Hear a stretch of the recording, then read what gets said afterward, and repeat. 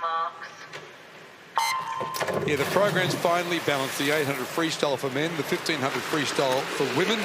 And how are they going to approach this? As we see them hit the water, Madeleine Gough goes in as the favourite. Kia Melbourne, you would think, has to hang with Madeleine Gough as long as she can. And Karina Lee in lane 3 is going to give a good account of herself as well. The most important element of this event is to set yourself up into a very good rhythm. Obviously off the start, the nerves, the underwater, the quick breakout, the first 25 metres where you're just trying to get into that rhythm, your heart rate's up. But the objective really very early on is to bring that heart rate down very, very quickly.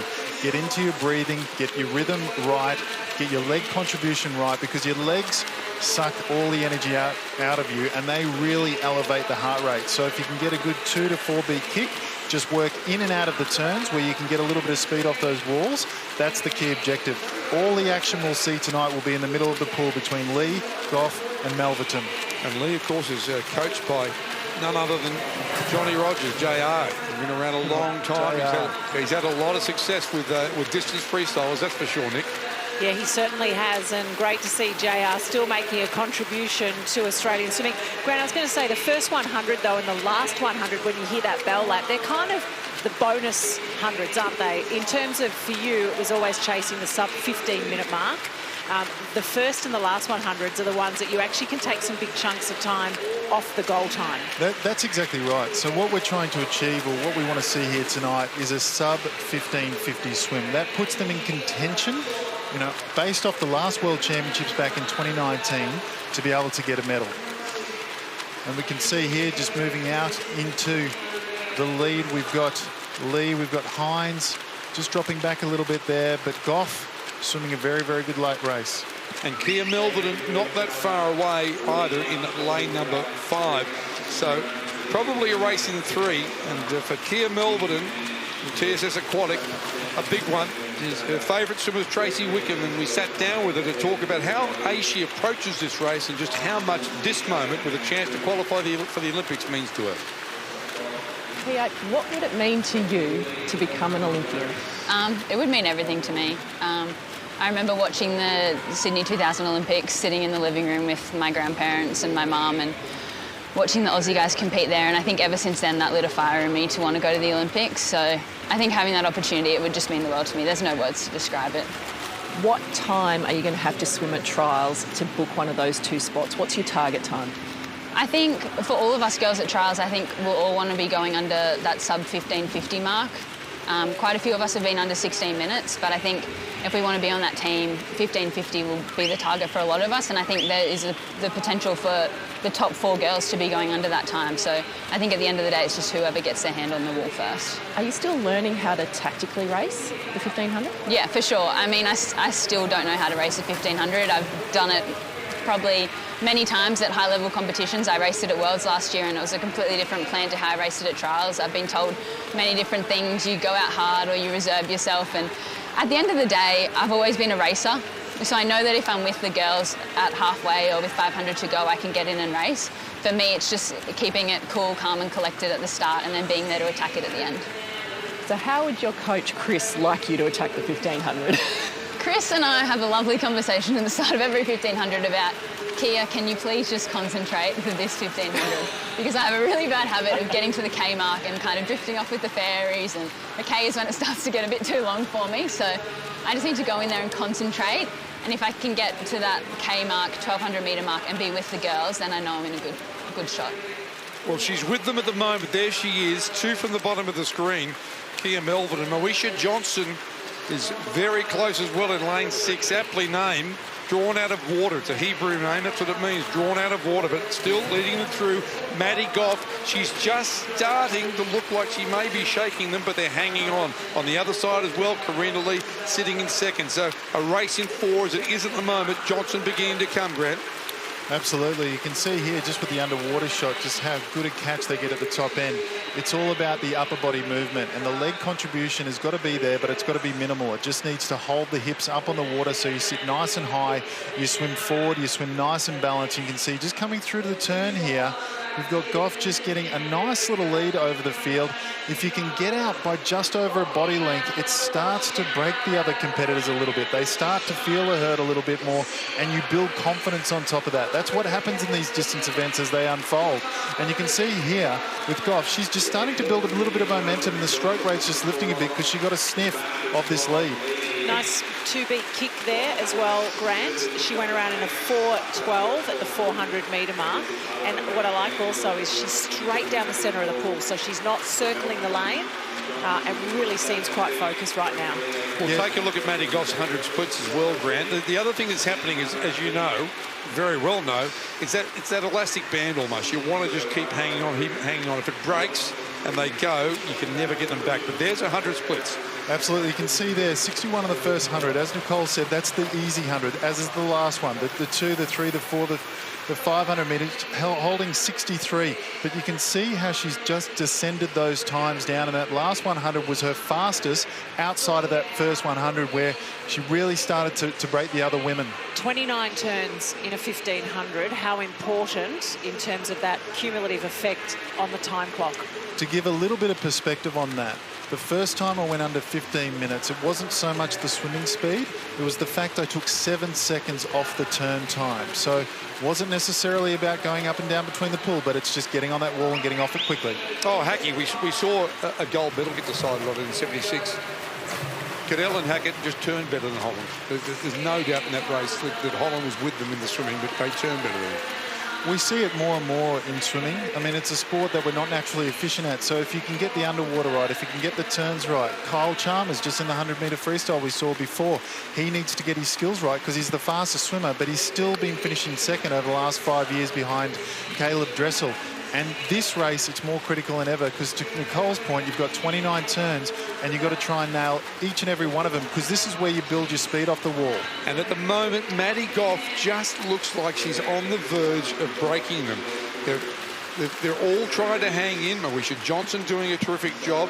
Kia Melvin not far away, nor is Karina Lee. But Maddie Gough just looks like she's trying to get herself away. And it's just hanging on by fingernails. The head coach of the Australian swimming team is poolside watching this. A new event for us, Rowan, in terms of the Olympics.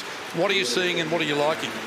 Oh, it's great. We've got a great depth of females in this event right now, and they're showing their wares right now. You got Karina Lee, the open water champion, in there, all the way down to Kia Melverton, who's a 200, 400 specialist, and I think you'll see her come home. And Moesha Johnson's just been making massive drops over the past 12 months. So it's great for the future for us. They're all very young. And to have that extra endurance event in the Olympics, it bodes well for the development underneath. Australia's got a great history with distance swimming, particularly in the 1500 row. It'd be nice to see that history start in Tokyo with the women in the 1500. Maddie Gough sitting here pretty nicely at around a 1:03 per 100 metres. You must be pretty pleased with the amount of work that's done. And the thing that I like, Ro, is that we've seen so many races where there's been multiple swimmers from one squad. High performance environments day in, day out. You've got 3 from TSS here. Yeah, well, I had the opportunity to spend a bit of time on the Gold Coast last year and also early this year. And going to Chris Nesbitt's program at TSS and watching these girls go head-to-head is really something special. They do challenge each other, and they do hold each other accountable, and I think that's the most important thing. The competitiveness, if your training partner's getting it on you, you're going to turn around and want to back up the next session. So I think that does go a long way to what you see in front of us right now. Rowan, it's Hackey here. Over the last few days, we've seen the amazing feats of Ariane Titmus, and she's really led the way over the past few years for women's distance swimming and middle distance swimming in the country. How much of an impact has her performance had on this field and also going down to the 800 and the 400? Oh, look, it's huge, huge, Hackey. I think when somebody makes, and you, as well as you know, in your career, when somebody makes that significant jump, I mean, even the women's 200 free last night, the rest of them looked, they were that far behind. But in reality, that was, I think, Emma McKeon's second best time, and all those other girls, 156s. Is amazing. She's, I believe, dragged them to swim that way, and I think she goes up to the 400. Those girls, we had an amazing group of girls in that 400. I think you might have had 6 going to the quali time. And then up to the 8 as well, because these girls here know that they've got to train at a certain standard to have any chance of being near her. So I think it definitely helps. Now, the qualifying time here that they're looking for is 16:02.75. At the moment, Madeleine Gough, she's in great shape. But the interesting battle for the second place at the moment is Kia Melvin and Moesha Johnson. You've got to think Kia Melvin might have a bit of good speed coming home in that last 150 metres, 200 metres, given she's such a good 200-metre freestyler, if she can hang on. If we go back to Rowan Taylor, Rowan, what are the other things that you've seen in the last couple of days that you've liked about the way that we're prepping? Surely it'd be the men's middle distance freestyle, I would think. Oh, that was, again, these things have all come and gone, and you just kind of got to sit back and reflect. That men's 400 free, I mean, the young boys coming through, we just need to keep, as an organization going forward, opportunities for these young guys that, let's say they don't get on the team, or, other teams for them to be a part of, and just keep them engaged with the Australian system, performance programs, and more importantly, getting them more international competition when the borders open. We want to actually invest in that. Hey, Ro, I love the fact that you're the Australian head coach. The US trials are going on at the same time. From the Australian head coach, what are you hoping to send a message across to the US with the standard that we are presenting to them? Oh, Nick, I think it's just, I've been doing this for a while now, and you want to go there with your best chances. And I think, there's some good statistics that if you get yourself in the top 5 in the world going into the meet, you got 86% chance of winning a medal. I know it sounds a bit nerdy, but it's in that 80%. So we need to go in with high-ranked athletes, and we put ourselves in a great position. So it sends a message that, hey, we're there. We're coming to take you on, as well as everybody else. The rest of the world's quite good at the moment. Rowan, thanks for your company. We'll talk to you again, no doubt, at the end of the week. But great stuff we've seen so far for Australian swimming. There's Rowan Taylor, our head coach. We'll go back to the battle in the pool here. They've got 400 metres left to swim. Madeleine Gough is in control, but the battle for second, they're all under the qualifying time. The battle for second is going to be red hot. And what an outstanding, consistent swim. You can see the splits on top of the screen there. All 63 lows, a 63 flat, in fact, through the 700-metre time. But at the 1,100-metre mark, hopefully now she starts to descend the times. Often what you do at the back end of a 1,500-metre freestyle is you start to count down the hundreds. So once you're at the 1,200-metre mark, you go 300, 250. Mentally, it just becomes a lot easier because you're in a lot of pain right now. Yeah, trust I was going me. to ask you that. How does the body feel coming up to 300 metres to go? The mind starts to play tricks. How does this feel, and how do you get yourself out of that feeling? Well, it's very much upper body dominant. So your lats, they're just under your armpits, tend to start getting very, very heavy, very tired, very fatigued. Your heart rate, you feel like your heart's actually in your mouth. Your heart rate is right up, and you're just trying to go against the pain. You're trying every little mental trick in the book. And what I would try and do if I was in this position right now that Madeleine Gough is in, is look at the tiles, look at the lane ropes, and see how far you're pushing your competitors back every time you come out of a turn. It gives you a little shot in the arm, a little bit of a spike, and it gets you through the next lap. But she's safe. The difference is what's happening down here in lanes 5 and 6. Yes, she's got to get through the pain, get it, but she's safe. Melverton versus Johnson. Which way is it going to go? Well, Moesha Johnson went a 4:06 in the 400 freestyle, so Kia's got a bit more racing experience, but from everyone I've spoken to about Moesha Johnson, she's only been with Chris Nesbitt in this training squad for a shorter period of time. So, I don't know, I feel like, Grant, Moesha might have it.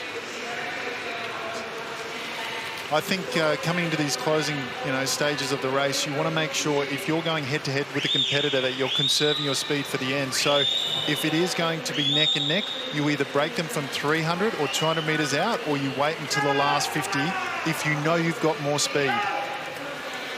So there's not much between them, is there? Way out in front, good effort from Madeleine Gough. They're going to be all under the qualifying time at the moment. Kia Melvin's trying to hang on to Moesha Johnson. Moesha Johnson, as Nicole mentioned, under Chris Nesbitt of TSS Aquatic, terrific coach. He's put 20-odd swimmers onto Olympic teams dating as far back as 1980. Could do it again here tonight. And John, she's not ranked in the top 10 All-Australian times yet, Moesha Johnson. Kia Melverton is sitting at number 3 fastest all-time at 15:56. So it's a big scalp to claim if she can get on the wall ahead of Kia Melverton. But out in front here, Madeleine Gough looking terrific. She's out by probably 25 metres. So often you see this in a 1500 and they're coming up to the bell lap. Oh, isn't that a sweet sound coming into the last 100 metres? This is where the legs start to come in. You get off the wall. You'll see the 6-beat kick start to ignite from that 2 or 4-beat kick that we've seen throughout the event. And just on the outside there, Moesha Johnson is starting to make some moves on Kia. Yeah, just about to say that she really put some hard work in that lap, didn't she? There's 100 to go. Kia Melverton now is looking at her. She breathes to the right, so she's eyeballing her. Melverton's coming. Melverton's going to go past her here. What has Moesha Johnson got left in this last 75 metres? Kia Melverton in front. Well, there's no doubt here this is going to be a big PB for Maddy Gough as she comes into the last lap of this 30-lap slog. Brings the legs, and you can see the 6-beat kick really starting to wind up. The stroke rate starts to increase, but it looks like in lane 5, Kia Melverton is starting to get the edge on Moesha Johnson. Yeah, it looks as though Kia Melverton is absolutely just flying home, and Moesha Johnson, the 30-lap race. It'll be a big PB for this young swimmer, but you're looking at the top 2 places through to Tokyo. And on the subject of PBs, we'll have a look at where Maddy Gough comes in. 15:46, it's a terrific swim, an Australian record. Her PB was 15:55. She's broken the Australian record. Kia Melverton will take the other spot at the Olympics, but take a bow, Maddy Gough. Absolutely smashed the Australian record by 6 seconds. A fantastic time there. We said we wanted to see Gough under a 15:50. She's done that by 4 seconds. That puts her in hot contention as a real medal chance for Tokyo. It makes her the second fastest. It makes her the second fastest in the world this year, behind only Katie Ledecky. Sorry, John. Kia Melverton just realised that she'd also got the qualifying time. I think she's stunned by it. Yeah, she had that back-end speed, didn't she, Kia? And how often, you mentioned it, how often do you see these training partners bringing themselves forward? You get a couple, and it just brings the whole squad through. Absolutely. You get one standout competitor that shows what can be done in training, then all of a sudden other people get that sense of belief and they get dragged along, and then they start doing the longer sets and everyone starts pushing each other, and you build momentum within the squad. I know some of my best years as a 1500-metre swimmer was when I had people like a Canadian record holder in there. I had other people from overseas, from Japan, training with me that were the Japanese record holders for the 1500. But here we can see underwater with Gough, beautiful technique, just very, very balanced. You can see the hips kind of rotate a little bit. Her left foot actually spins out, but that actually gives her that balance through the water. And it's so important as a distance athlete to make sure that you sit high in the water. You've got a good balanced stroke, very high elbows. You get that catch. Like I said, a lot of your power is from the upper body, and you've got to have an engine behind it that can go all day. The kilometers that these women do is phenomenal. They would swim up to 80, sometimes 90 kilometers a week at speed. They're not doing that slowly, by the way. It sounds like a long way because it is, but they're doing it very, very fast. And I love coming into this last 100 where you really see the legs come in, Nicole. And this last lap, it is absolute heaven. It's head down and go, go, go. Yeah, personal best time by 10 seconds, and she's broken the Australian record by a considerable margin, and also booked a seat on that plane to Tokyo, to her first Olympic Games. What an impressive performance. The 1500, John, the first time we see it at the Olympic Games for women. And we now know who will represent Australia for the first time. Another page of history. Yeah, Maddy Gough and Kia Melverton. And when they handed out the first swimming medals to women at the Olympics, it went to 2 Aussies. Wouldn't it be good if the same thing happened when they hand out the first medals in a 1500 freestyle? It was TSS Aquatic first, second and third, but only 2 of them can go to the Olympics, and Maddy Gough is going to go to the Olympics as the Australian record holder. She's on pool deck with Gian. Maddy, how does Madeleine Gough, Olympian, sound? Amazing. Yeah, so happy. Not only that, you have done it in the best possible fashion. Congratulations on smashing the Australian record. Thank you. Yeah, I was really happy with that swim. Amazing. Were you expecting to go that fast tonight? No, not really. I mean, I knew I'd done a lot of training, but it's amazing to actually swim a good race. And it's one thing to go to your first Olympics. It's another to go for the first time the 1500 has ever been held at an Olympics. Does that make it even more special? Yeah, definitely. When I heard it was going to be an Olympic event, I was really excited, and now I get to be one of the first people. And you get to do it with your teammate, your training partner, Kia Melverton. You're going to the Olympics. Yeah, no, it's pretty incredible to think like you said, I'm so lucky to have Maddie next to me every single day.